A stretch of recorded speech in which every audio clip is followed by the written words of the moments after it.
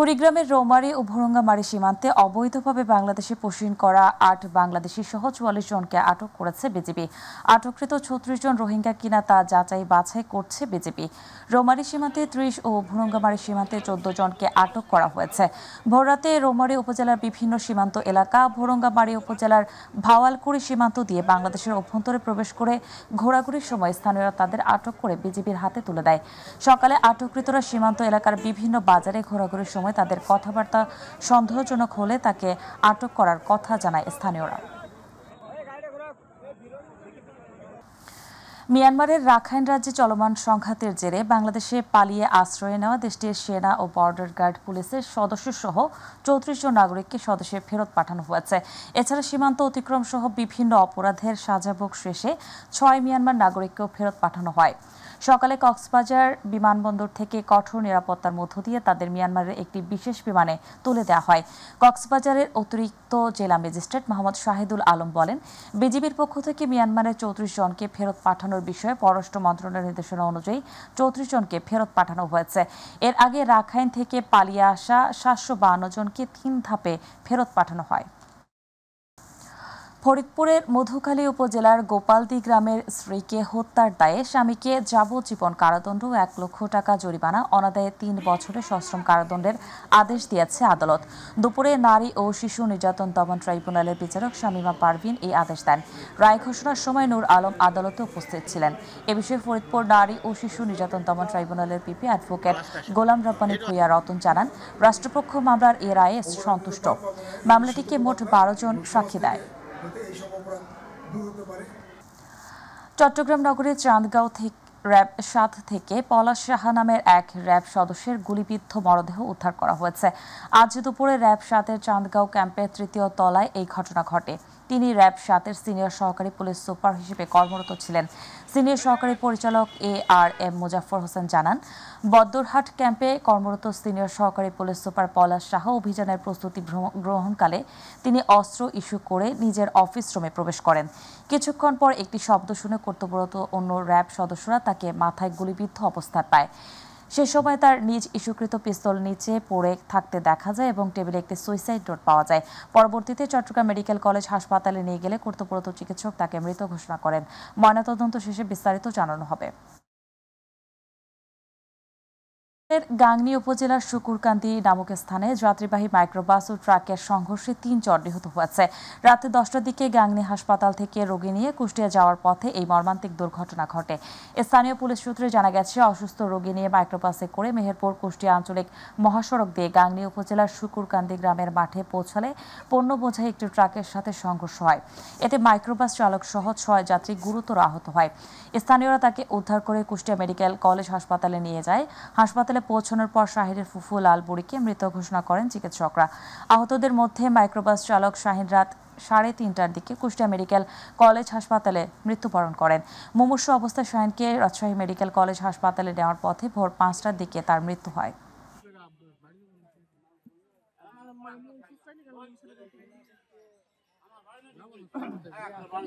মেহেরপুর থেকে গাংনী যাচ্ছিল, গাংনী ন্যায় নিখো না নেওয়ার পরে কুষ্টিয়ায় যায়।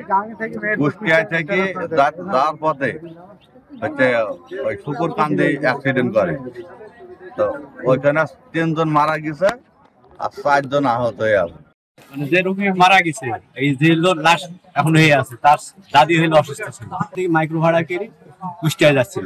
কুষ্টিয়া যাওয়ার সময় শুকুরকান্দি মাঠের মধ্যে দুর্ঘটনা ঘটে, অ্যাক্সিডেন্ট করে। থেকে যাই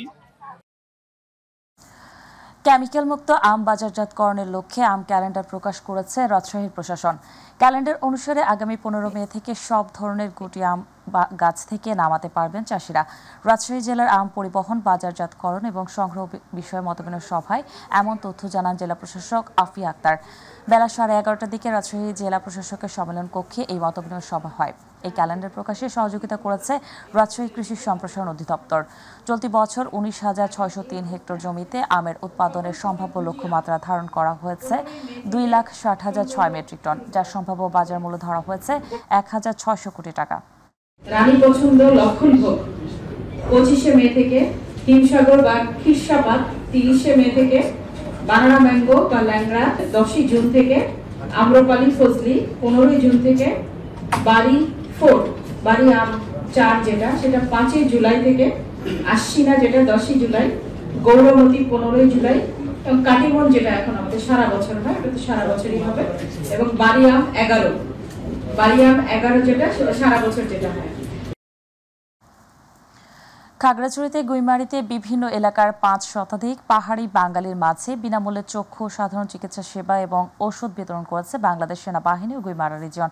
দুপুরে গুইমারা রিজিয়ন ও চট্টগ্রাম লায়ন চক্ষু হাসপাতালে যৌথ উদ্যোগে চিকিৎসা সেবা প্রদান করা হয়। এ সময় উপস্থিত ছিলেন Guimara region commander brigadier general Abul Kalam Shamsuddin Rana সহ সামরিক ঊর্ধ্বতন কর্মকর্তাগণ। পার্বত্য অঞ্চলে শান্তি, সম্প্রীতি, উন্নয়নের ধারাকে আরও বেগবান ও শক্তিশালী করার লক্ষ্যে গুইমারা রিজিয়ন নিরলসভাবে কাজ করে যাচ্ছে। ভবিষ্যতেও তারা এই ধারা অব্যাহত থাকবে।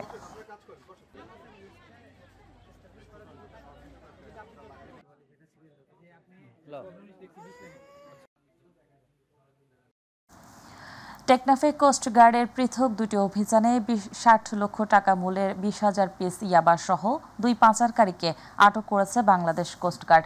কোস্টগার্ড মিডিয়া কর্মকর্তা লেফটেন্যান্ট কমান্ডার হারুনুর রশিদ জানান, গোপন সংবাদের ভিত্তিতে কোস্টগার্ড পূর্ব জোন বিসিজি আউটপোস্ট শাহপরি কর্তৃক টেকনাফ থানার সাবরাং 0 পয়েন্ট সংলগ্ন সমুদ্র এবং কেরুনতলি এলাকায় দুটি বিশেষ অভিযান পরিচালনা করে একটি ইঞ্জিন চালিত কাঠের বোট এবং সিএনজি তল্লাশি করে অভিনব কায়দায় লোকায়িত অবস্থায় ইয়াবা সহ 2 জন মাদক পাচারকারীকে আটক করতে সক্ষম হয়।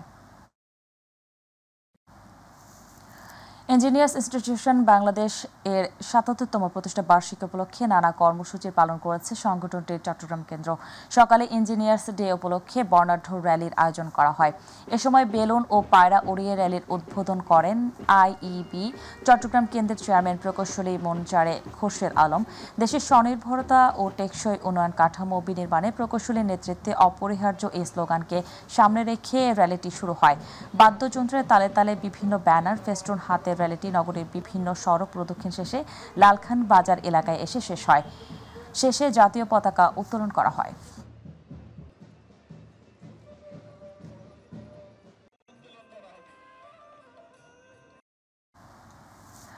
জলবায়ু পরিবর্তন আর বৈশ্বিক তাপমাত্রা বৃদ্ধির ফলে দিন দিন বাড়ছে বজ্রপাত। পরিসংখ্যান বলছে গেল 40 বছরে দেশে প্রায় 15% বজ্রপাত বৃদ্ধি পেয়েছে। এছাড়া বজ্রপাতে বিশ্বের 1/4 মৃত্যুই ঘটেছে বাংলাদেশে। তবে কৃষি বিভাগ বলছে প্রাকৃতিক রাডার হিসেবে পরিচিত তালগাছ কমিয়ে আনতে পারে বজ্রপাতের মৃত্যু সংখ্যা। এছাড়া ভূমিকা রাখতে পারে পরিবেশের ভারসাম্য রক্ষায়। কুমিল্লা প্রতিনিধি আবু মুসার রিপোর্ট। সম্প্রতি কুমিল্লায় একই দিনে 5 জন মৃত্যুবরণ করেন বজ্রপাতে। দিন দিন ব্যাপক হারে দেশব্যাপী বৃদ্ধি পাচ্ছে বজ্রপাতে প্রাণহানির সংখ্যা। পরিসংখ্যান বলছে যেসব এলাকায় যথেষ্ট পরিমাণে তালগাছ রয়েছে সেসব এলাকায় বজ্রপাতে মৃত্যুর সংখ্যা নেই বললেই চলে।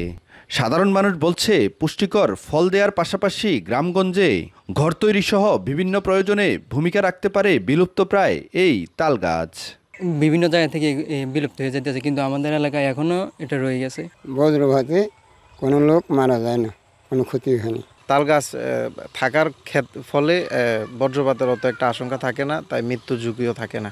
কৃষি কর্মকর্তা বলছেন তালগাছে কার্বনের স্তর বেশি থাকায় তা বজ্রপাত নিরোধে সহায়তা করে। এছাড়া ভূমিক্ষয়, ভূগর্ভস্থ পানির মজুদ বৃদ্ধি ও মাটির উর্বরতা রক্ষায় সহায়তা করতে পারে তালগাছ। বজ্রপাত ঠেকাতে পারবো না, কিন্তু বজ্রপাত যে বিদ্যুৎ তরঙ্গ সৃষ্টি হয় সেটা তাল গাছ বড় গাছগুলো টেনে নিয়ে যায়, এতে করে আমাদের মৃত্যুর ঝুঁকি কমায়। তাল গাছ থাকলে ওই এলাকায় মানুষের মৃত্যুর হার অনেক কমে যায়। আর আমাদের কৃষি দপ্তর বিগত কয়েক বছর ধরে রাস্তার আশেপাশে তাল গাছ লাগানোর জন্য আমরা উদ্যোগ করতেছি। বজ্রপাতে মৃত্যুর ঝুঁকি কমাতে বাড়িঘর, রাস্তার পাশে কিংবা বিস্তীর্ণ ফসলের মাঠে তালগাছ লাগানোর পরামর্শ বিশেষজ্ঞদের। গ্রামীণ ও উপকূলীয় জনপদে তালগাছের পরিকল্পিত চাষ নান্দনিক প্রকৃতির পাশাপাশি দুর্যোগে সহায়তা হতে পারে মানুষের জীবন বাঁচাতে। আবু মুসা, মাই টিভি, কুমিল্লা। এবার আমাদের কৃষি।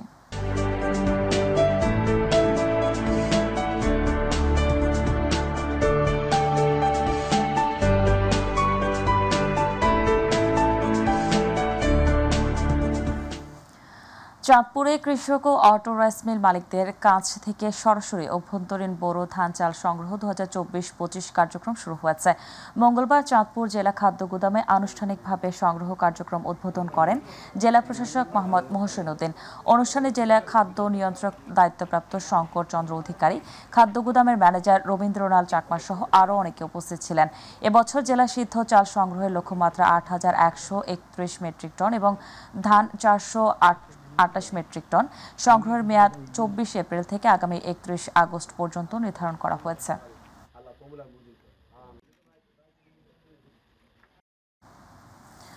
আবহাওয়া অনুকূলে থাকায় সারা দেশে বোরো ধানের বাম্পার ফলন হয়েছে। সেখানে সেচের পানি সঠিক সময়ে সরবরাহ না হওয়ায় বাম্পার ফলন থেকে বঞ্চিত হয়েছে নারায়ণগঞ্জের রূপগঞ্জ উপজেলার কৃষকরা। সঠিক সময়ে সেচের পানি পেলে বিঘা প্রতি 8 থেকে 10 মণ ধান বেশি ফলতো বলে দাবি করছেন কৃষকরা। তবে আগামী বড় মৌসুমে সঠিক সময়ে সেচের পানি দেওয়ার কথা জানান তারা। প্রতিনিধি মকবুল হোসেনের রিপোর্টে জানাচ্ছেন শামস তাবরিজ উচ্ছ্বাস। এবছর নারায়ণগঞ্জের রূপগঞ্জ উপজেলায় 5,200 হেক্টর জমিতে বোরোর আবাদ করা হয়। এর মধ্যে 2,500 হেক্টর জমি নারায়ণগঞ্জ নরসিংদী অগ্রণী সেচ প্রকল্পের আওতায়। তবে অগ্রণী সেচ প্রকল্পের আওতাহীন জমিতে ফলন ভালো হলেও ফলন হয়নি সেচ প্রকল্পের আওতাধীন কৃষি জমিতে। কৃষকদের দাবি, সেচের পানি সঠিক সময়ে না পেয়ে ক্ষতির সম্মুখীন হয়েছেন তারা। অন্যদিকে কীটনাশকের উচ্চ মূল্য আবার ধান কাটার শ্রমিকদের বাড়তি মজুরি দিতে গিয়ে কৃষি আবাদে অনীহা তাদের। পানিটা পরে পাইছি 1 মাস পরে, 1.5 মাস আর কি হইব ফলন। পানিটা যদি আমরা আর একটু আগে পাইতাম, 15 দিন 10 দিন, পানিটাও একটু দেরি করে দেয়, এর লাগা সমস্যা হয়ে যায়। সারের দর অনেক বেশি, আমরা তো পুষে না এই গৃহস্থী করে। তবে উপজেলার কিছু কিছু জায়গায় ফলন ভালো হওয়ায় খুশি কৃষকেরা। বলছেন আগামী মৌসুমে সেচের পানি সঠিক সময় পেলে বোরো আবাদে লাভবান হবেন তারা। দেরিতে পানি ছাড়াতে ফসলও কম হয়। ফসল ভালো হলে এটা সরকারের ভালো, পাবলিকের জন্য ভালো। খুব ভালো ফসল। পানি উন্নয়ন বোর্ডের কারণে কিছুটা ফলন কম হয়েছে বলছে কৃষি বিভাগ। আর আগামীতে কৃষকদের এমন সমস্যা হবে না বলে জানিয়েছেন উপজেলা প্রশাসন। পানি উন্নয়ন বোর্ডের ড্রেনেজ সমস্যার কারণে এবং তারা পাম্প চালু করে নাই, তো আমরা যদি সঠিক সময় পেতাম তাহলে আমাদের ফলন আরো ভালো হতো। ভবিষ্যতে এটি আর হবে না, কারণ আমরা আগে থেকে আগাম চিঠি দিয়ে রাখবো পানি উন্নয়ন বোর্ড সহ অন্যান্য যারা দপ্তর সংশ্লিষ্ট রয়েছে তাদেরকে আমরা চিঠি দিয়ে রাখবো। উপজেলার 7টি ইউনিয়ন ও 2টি পৌরসভায় এখন ধান কাটা ও মারায় ব্যস্ত সময় পার করছেন কৃষক শ্রমিকরা। এবার হেক্টর প্রতি গড়ে 6 মেট্রিক টন ফলন হয়েছে। শামস তাবরিজ উচ্ছ্বাস, মাই টিভি নিউজ ডেস্ক। পটুয়াখালীর কলাপাড়ায় খাল থেকে অজ্ঞাত এক নারীর মরদেহ উদ্ধার করেছে পুলিশ। আজ সকাল 8:30টায় পৌর শহরের রহমতপুর সরকারি প্রাথমিক বিদ্যালয় সংলগ্ন জিন খাল থেকে লাশটি উদ্ধার করা হয়। পুলিশ ও স্থানীয় সূত্রে জানা যায়, সকালে স্থানীয়রা খালের মধ্যে ময়লা ফেলতে গিয়ে লাশটি দেখতে পায়। ওই খালে জোয়ার ভাটার নদী প্রবাহমান না থাকায় দুর্বৃত্তরা ওই নারীকে হত্যা করে তার মরদেহ ফেলে রেখে গেছে বলে ধারণা করছেন স্থানীয়রা।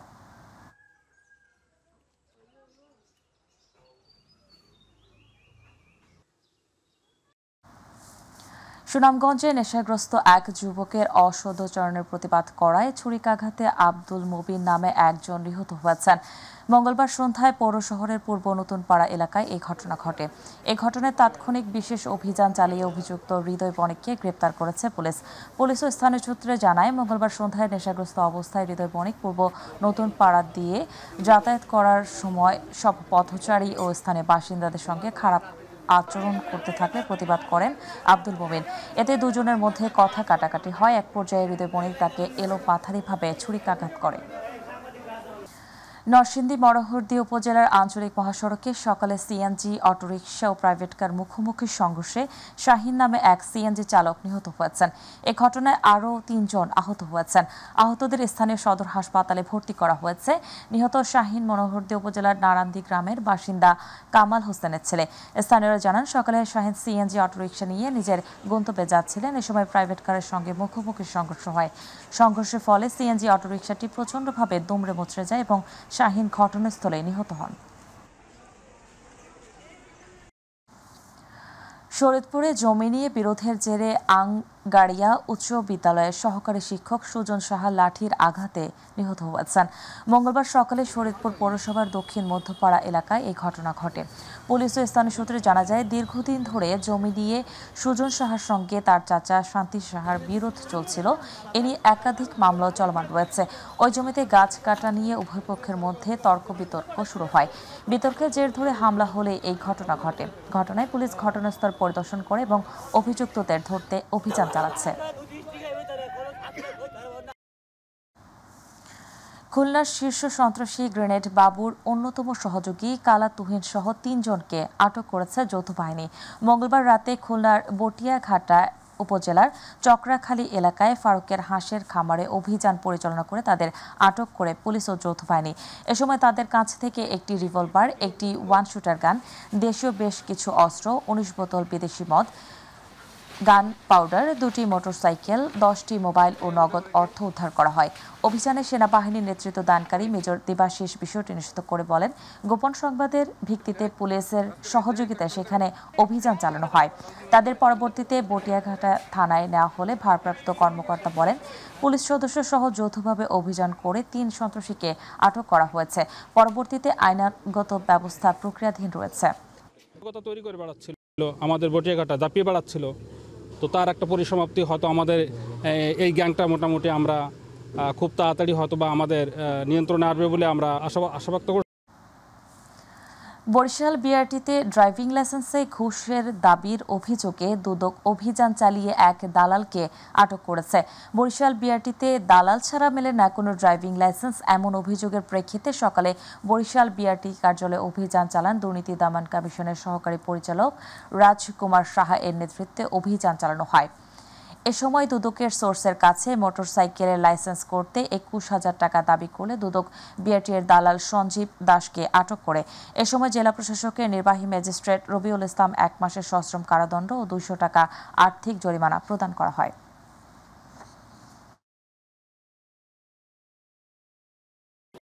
পুলিশের সহায়তা নিয়ে তাকে ধরি এবং বিজ্ঞ এক্সিকিউটিভ ম্যাজিস্ট্রেট তাকে দণ্ডবিধি 1860-এর 188 ধারা মোতাবেক তাকে 200 টাকা আর্থিক জরিমানা এবং 2 মাসের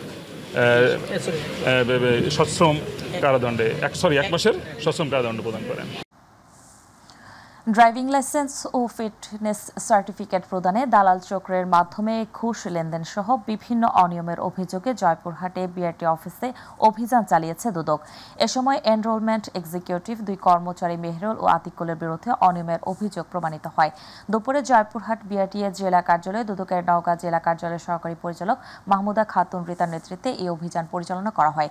এ সময় দুর্নীতি দমন কমিশনের অনুসন্ধানী দল বিআরটি এর বিভিন্ন নথিপত্র তল্লাশি করা সহ বেশ কিছু নথি জব্দ করে। এছাড়া লাইসেন্স এবং ফিটনেস প্রদানে বেশ কিছু অসঙ্গতি শনাক্ত করে অভিযানকারী দলের সদস্যরা।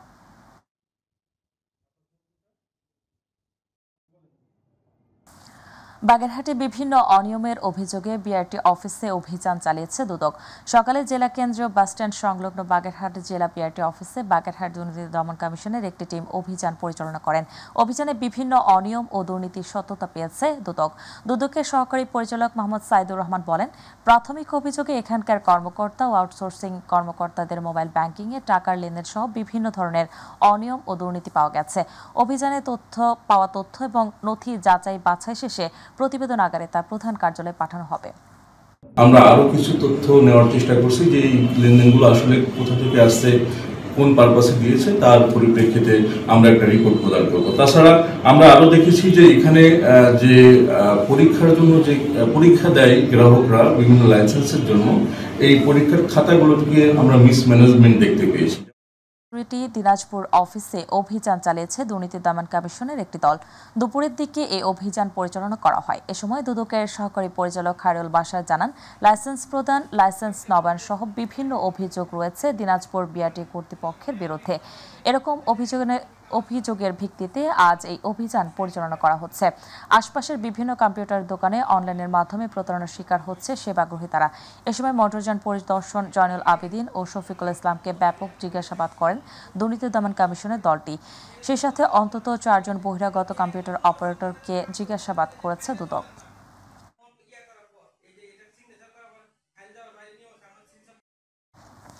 ব্রাহ্মণবাড়িয়া জেলা যুবদলের উদ্যোগে আগামী 10 মে চট্টগ্রাম তারুণ্যের রাজনৈতিক অধিকার প্রতিষ্ঠা সমাবেশ সফল করার লক্ষ্যে প্রস্তুতি সভা হয়েছে। মঙ্গলবার সন্ধ্যায় শহরের উস্তাদ আলাউদ্দিন খাঁ সঙ্গীতাঙ্গনে আয়োজিত সভায় প্রধান অতিথি ছিলেন জাতীয়তাবাদী যুবদল কেন্দ্রীয় কমিটির সিনিয়র সহসভাপতি রেজাউল করিম পল।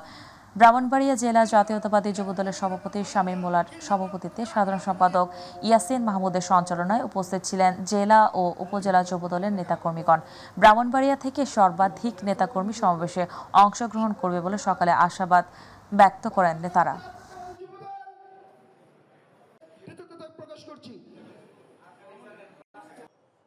আজকে এই 10ই নভেম্বরের জন্য গাজীপুরের কালিয়াকৈর উপজেলার বরাত এলাকায় মঙ্গলবার রাতে দুধর্ষ ডাকাতির ঘটনা ঘটেছে। ডাকাতরা বাড়ি থেকে স্বর্ণালঙ্কার ও নগদ টাকা লুট করে নিয়ে গেছে বলে জানা গেছে। ঘটনার বর্ণনায় আবুল কালাম বলেন, মুখোশ পরা 5 থেকে 6 জন ডাকাত রাত 3টার দিকে বাড়ির সামনে গেট ভেঙে বাসার ভেতর ঢুকে অস্ত্রের মুখে জিম্মি করে বাসার সব লুট করে নেয়। পরে আমাদের ডাক চিৎকারে এলাকার লোক ছুটে আসলে ডাকাতরা পালিয়ে যায়।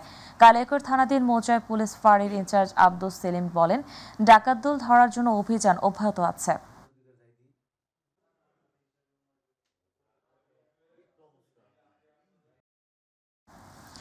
ব্রাহ্মণবাড়িয়া সদর উপজেলা মৎস্য কর্মকর্তার কার্যালয় উদ্যোগে মৎস্য সুরক্ষা ও সংরক্ষণে জনসচেতনতামূলক ক্যাম্পেইন শুরু হয়েছে। সকালে শহরের আনন্দবাজারে ক্রেতা বিক্রেতাদের মাঝে মৎস্য সুরক্ষা ও সংরক্ষণ আইন সম্বলিত লিফলেট বিতরণ করেন জেলা মৎস্য কর্মকর্তা জাকির হোসেন। এ সময় উপস্থিত ছিলেন সিনিয়র উপজেলা মৎস্য কর্মকর্তা সাইদুর রহমান, তরি বাংলাদেশের আহ্বায়ক শামীম আহমেদ, খালেদা মুন্নি, সোহেল রানা ভূঁইয়া, হৃদয় কামাল, আনন্দবাজার কমিটির সভাপতি খলিলুর রহমান, সাধারণ সম্পাদক মোতাকেন সহ আরও অনেকে। গাজীপুরের টঙ্গীতে আহসানুল্লাহ মাস্টার হত্যার মামলায় আওয়ামী লীগের রাজনৈতিক প্রতিহিংসার শিকার বিএনপি নেতা মুক্তিযোদ্ধা নুরুল ইসলাম সরকারের মুক্তির দাবিতে আলোচনা সভা হয়েছে। সকালে টঙ্গী প্রেস ক্লাবের আয়োজনে বড় দেওড়া আহসানুল্লাহ সরকার ইসলামিক ফাউন্ডেশনের মিলনায়তনে আয়োজিত অনুষ্ঠানের প্রধান অতিথি ছিলেন বিএনপির জাতীয় নির্বাহী কমিটির সদস্য হাসান উদ্দিন সরকার। আরও উপস্থিত ছিলেন মহানগর বিএনপির যুগ্ম আহ্বায়ক রাকিব উদ্দিন সরকার পাপ্পু সহ অন্যান্যরা। যে সাক্ষী প্রমাণের ভিত্তিতে তাকে সাজা দেওয়া হয়েছে, পৃথিবীর কোনো নজির নাই এই রকম সাক্ষীতে একজন মানুষকে ফাঁসির আদেশ দেওয়া যায়। আমরা মহামান্য সুপ্রিম কোর্টের প্রতি শ্রদ্ধাশীল, আমরা ন্যায় বিচার প্রত্যাশা করি। ঢাকা মাওয়া এক্সপ্রেসওয়ের মুন্সিগঞ্জের শ্রীনগরে বাসের ছাদ উড়ে যাওয়া দুর্ঘটনায় চালক শহীদুল শেখকে গ্রেপ্তার করেছে র্যাবের সদস্যরা। মঙ্গলবার রাতে ঢাকার দক্ষিণ কেরানীগঞ্জে ধলেশ্বরী টোল প্লাজা থেকে তাকে গ্রেপ্তার করা হয়। র্যাব 10-এর সহকারী পুলিশ সুপার শামীম হাসান সর্দার জানান, গত 17 এপ্রিল রাতে মুন্সিগঞ্জের শ্রীনগর উপজেলার শশমপুর এলাকায় এক্সপ্রেসওয়েতে কাভার্ড ভ্যানের সঙ্গে সংঘর্ষে বরিশাল এক্সপ্রেস নামের যাত্রীবাহী একটি বাসের ছাদ উড়ে যায়। এরপর ওই অবস্থায় অন্তত 5 কিলোমিটার পথ চালিয়ে যান চালক। পরে যাত্রীদের চিৎকারের মুখে জনরোষে গাড়ি থামিয়ে পালিয়ে যান চালক। এই ঘটনায় 18 এপ্রিল শ্রীনগর উপজেলার হাসারা হাইওয়ে থানায় বাসটি অজ্ঞাত পরিচয়ের মালিক চালক ও হেলপারের বিরুদ্ধে এসআই আতাউর রহমান বাদী হয়ে মামলা দায়ের করেন। স্বতন্ত্র নিয়োগ বিধি ও জ্যেষ্ঠতার ভিত্তিতে পদোন্নতির সুযোগ চেয়ে বাংলাদেশ বিচার বিভাগীয় কর্মচারী অ্যাসোসিয়েশন নড়াইল জেলা শাখার উদ্যোগে 2 ঘণ্টা কর্মবিরতি পালন করেছে। সকাল 9:30 থেকে রাত 11:30 পর্যন্ত আদালত চত্বরে এই কর্মসূচি পালন করেন। কর্মবিরতি পালনকালে বক্তারা বিচার বিভাগের জন্য সুপ্রিম কোর্টের অধীনে পৃথক সচিবালয়, বিদ্যমান ব্লক পদ বিলুপ্ত করে যুগোপযোগী পদ সৃজনপূর্বক যোগ্যতা ও জ্যেষ্ঠতার ভিত্তিতে পদোন্নতির সুযোগ রেখে স্বতন্ত্র নিয়োগ বিধি প্রণয়ন ও বাংলাদেশ জুডিশিয়াল সার্ভিস বেতন স্কেলের আলোকে বেতন ভাতা প্রদানের দাবি করেন।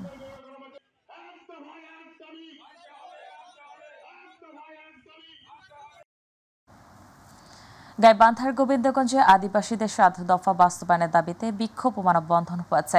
দুপুরে উপজেলা সাপমারা ইউনিয়নের কাটা মোড়ে ঢাকা দিনাজপুর আঞ্চলিক সড়কে সাহেবগঞ্জ বাগদা ফার্ম ভূমি উদ্ধার কমিটি মানববন্ধনের আয়োজন করে। মানববন্ধনে মিস্টার গণেশ মর্মুর সভাপতিত্বে বক্তব্য রাখেন বাগদা ফার্ম ভূমি উদ্ধার কমিটির সভাপতি গণেশ মুর্মু, সাধারণ সম্পাদক জাফরুল ইসলাম, সিপিবি নেতা তাজুল ইসলাম, বাগদা ফার্ম ভূমি উদ্ধার কমিটির উপদেষ্টা আরিফুল ইসলাম মিজান। বক্তারা সরকারের কাছে অবিলম্বে 7 দফা বাস্তবায়নের দাবি জানান। এই এই জমিতে তো অন্য শিল্প কারখানা করার প্রশ্নই আসে না, সরকার নীতিমালা তো আসে না, তারপরেও এখানে তারা ডিসি মহোদয়কে কুড়িগ্রামে বিশ্বমুক্ত গণমাধ্যম দিবস 2025 পালিত হয়েছে। Action aid Bangladesh centre for peace and justice, Udayankur Seba Sangstha O hub Kurigram কর্মসূচি আয়োজন করে। এতে যুব উন্নয়ন অধিদপ্তরের সহকারী পরিচালক আব্দুল হালিম, কুড়িগ্রাম প্রেস ক্লাব সভাপতি রাজু মুস্তাফিজ, টেলিভিশন সাংবাদিক ফোরামের সদস্য সচিব আশরাফুল হক রুবেল, উদয়ঙ্কুর সেবা সংস্থার জেলা সমন্বয়কারী রবিউল ইসলাম, বিটিক এর প্রতিনিধি খায়রুল আহসান আদনান, হাব সহসভাপতি আসাদুজ্জামান, সাধারণ সম্পাদক এম রশিদ আলী সহ বিভিন্ন ইলেকট্রনিক ও প্রিন্ট মিডিয়ার সাংবাদিক অংশগ্রহণ করে।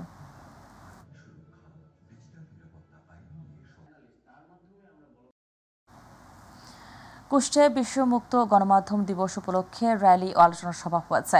সকালে পৌরসভা থেকে র্যালিটি বের হয়ে শহরের প্রধান সড়ক প্রদক্ষিণ করে কুষ্টিয়ার চিনিস পার্কে এসে শেষ হয়। সেখানে আলোচনা সভায় প্রধান অতিথি ছিলেন মুক্তির নির্বাহী পরিচালক বীর মুক্তিযোদ্ধা মমতা জারা বেগম, কুষ্টিয়া হাবের সভাপতি মিজানুর রহমান লাকি, কুষ্টিয়া সমবায় কর্মকর্তা সাইদ হাসান, যুব উন্নয়ন কর্মকর্তা মোহাম্মদ বদিউজ্জামান, কুষ্টিয়া চেম্বারের পরিচালক এস এ কাদরি শাকিল প্রমুখ।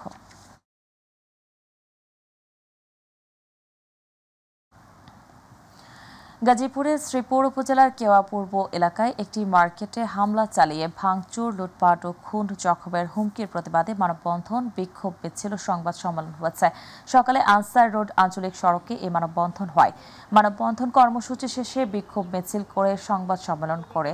এতে লিখিত বক্তব্য তুলে ধরেন শ্রীপুর পৌর জাসাসের যুগ্ম আহ্বায়ক দেলোয়ার হোসেন। সংবাদ সম্মেলনে তিনি এই ঘটনার বিচার ও জড়িতদের দৃষ্টান্তমূলক শাস্তি দাবি করেন।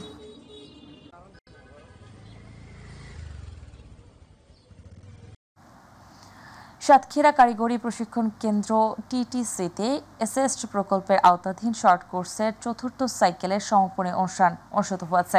দুপুরে সাতক্ষীরা কারিগরি প্রশিক্ষণ কেন্দ্রের অধ্যক্ষ কে এম মিজানুর রহমানের সভাপতিত্বে টিটিসি এর সভাকক্ষে অনুষ্ঠিত সমাপনী অনুষ্ঠানে প্রধান অতিথির বক্তব্য সাতক্ষীরা অতিরিক্ত জেলা প্রশাসক বিষ্ণুপদ পাল।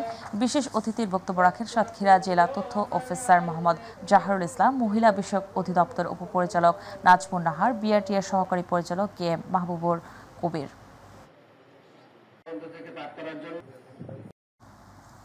নাটোরে বীর মুক্তিযোদ্ধা ও বর্ষিয়ান সাংবাদিক নবিউর রহমান পিপলুকে গার্ড অব অনার ও জানাজা শেষে দাফন করা হয়েছে। সকালে শহরের কান্তিভিটা এলাকায় কেন্দ্রীয় ঈদগাহ মাঠে গার্ড অব অনার প্রদান করেন সদর উপজেলা নির্বাহী কর্মকর্তা আক্তার জাহান সাথী।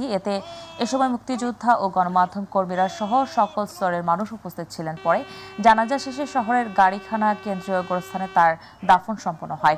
নবিউর রহমান পিপলু দীর্ঘদিন ধরে ব্লাড ক্যান্সার ও বোন ম্যারো রোগে ভুগছিলেন।